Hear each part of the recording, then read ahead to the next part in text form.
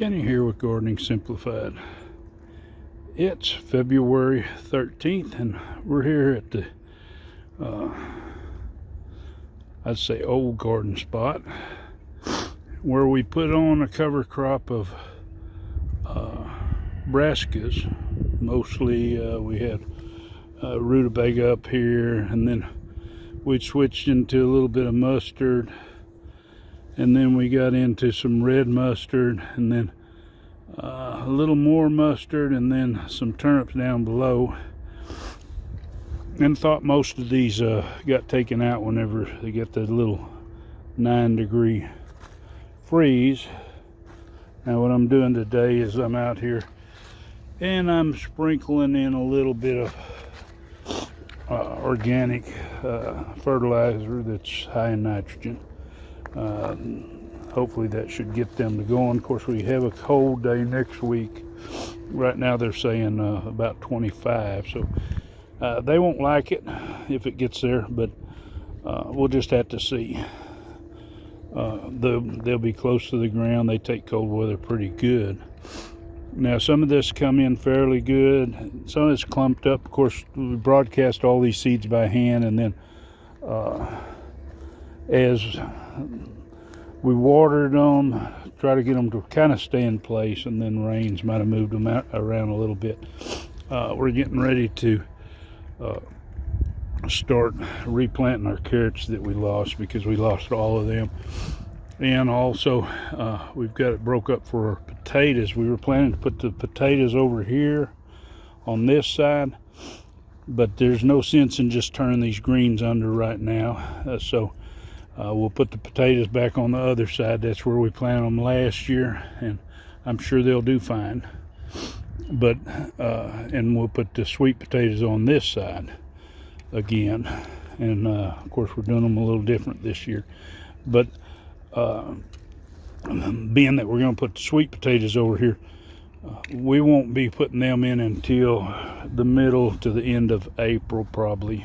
Because if it's not good and warm, they're just going to kind of sit there anyway. But that should give us at least 2 months. So we'll be able to harvest a lot of this. It'll be able to get bigger, because the whole idea was this was going to be a biofumigant, because I put all the compost from my garden, which had a lot of root knot nematodes, but brassicas, they, whenever they're breaking down and you till them into the soil, they put out a chemical that kills the root knot nematodes. So that's the plan here, is to biofumigate this one. Let's go look at our other garden that we put the ryegrass in as a cover crop. And this is where we put in our elbon rye. Now we hadn't done anything to this. We haven't watered it or anything like that. We planted it. The cold hit it pretty hard, but it came back, some of it better than others.